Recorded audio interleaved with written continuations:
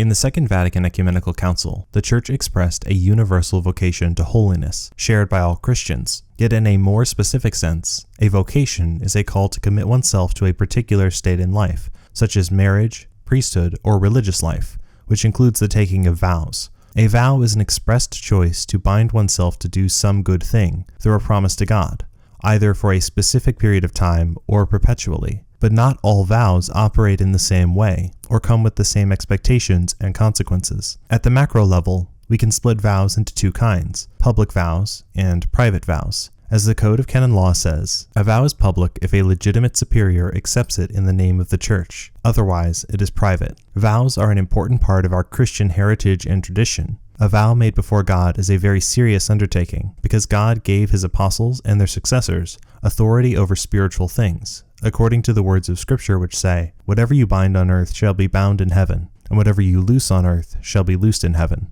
We can trust in the power of the Church to truly accept or dissolve vows, and regulate how they operate. In the case of private vows, such as a private vow to visit some holy site, a person might wish to excuse themselves from their promise to God, say because they've lost their job and the journey is too expensive for their family. In such a case, the Church permits the person to substitute their private vow with a vow of greater or equal merit, or else to request a dispensation from someone who has the power over spiritual things, such as a priest or bishop. But when it comes to vows that are public and carry greater gravity, there is a greater expectation to carry out the good work that one has promised God that they will do. Among these more serious public vows, the ones many of us are familiar with, are those vows taken by those who enter religious orders, such as Dominicans, Benedictines, or Franciscans. When seeking to enter a religious order, there are generally unvowed introductory stages, such as aspirancy, candidacy, postulancy, and novitiate, with the details and duration varying between orders. Eventually, however, an order will ask for a formal commitment in the form of what are called simple vows.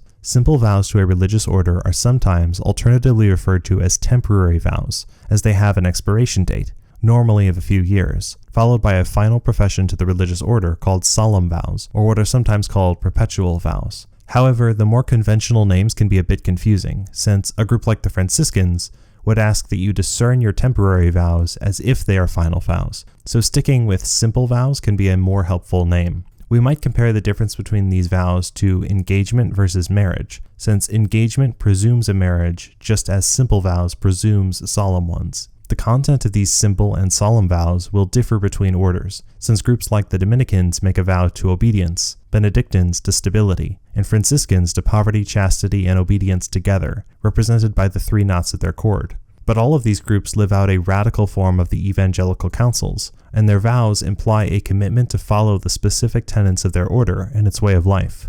Both simple and solemn vows are public vows canonically, and are therefore made before a superior, such as the regional head of a particular order. And at this point you are permanently a part of a religious order, but it's a permanence with an asterisk, which is what I want to talk about today. Let's compare the vows of a religious order to those of marriage. The Catholic Church holds to Christ's direct commands about marriage, that it's permanent, if a marriage is valid and consummated. And as long as those two things are true, then no matter the context, the couple remains married to each other, because the sacramental character of their relationship lasts until death.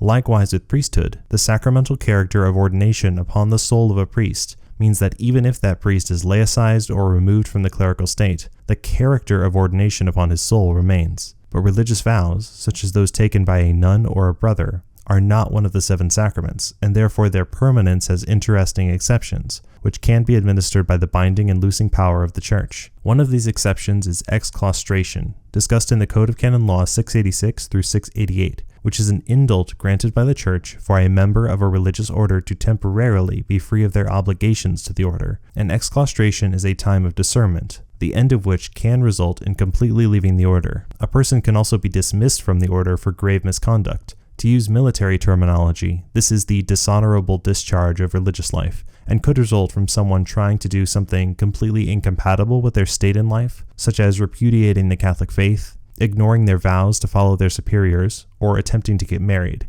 Someone could also be promoted out of their vows, which is what happens when Rome decides to make a religious into a bishop.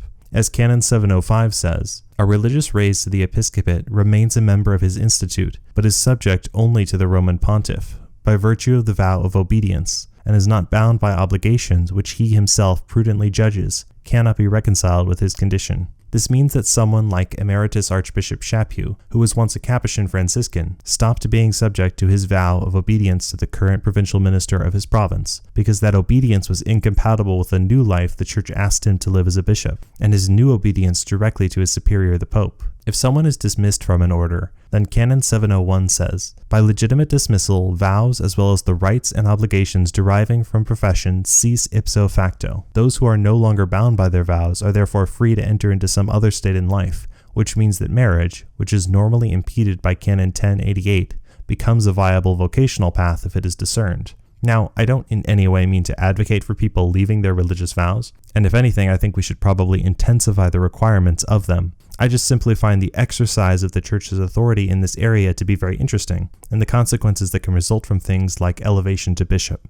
To become a religious brother or sister remains a great good for the Church, and we need more people to enter into these vows rather than fewer. This state mirrors, in a spiritual way, what is expressed naturally in marriage, which is why you sometimes see religious refer to God as their spouse. Indeed, in a very important sense, this special relationship of love with God is superior to the married state. For as the Council of Trent notes, if anyone saith that the marriage state is to be placed above the state of virginity, or of celibacy, and that it is not better and more blessed to remain in virginity, or in celibacy, than to be united in matrimony, let him be anathema. If you want to learn more about religious orders, I encourage you to watch my previous video on that topic. Please note the pinned comment in the description of that video for added clarity.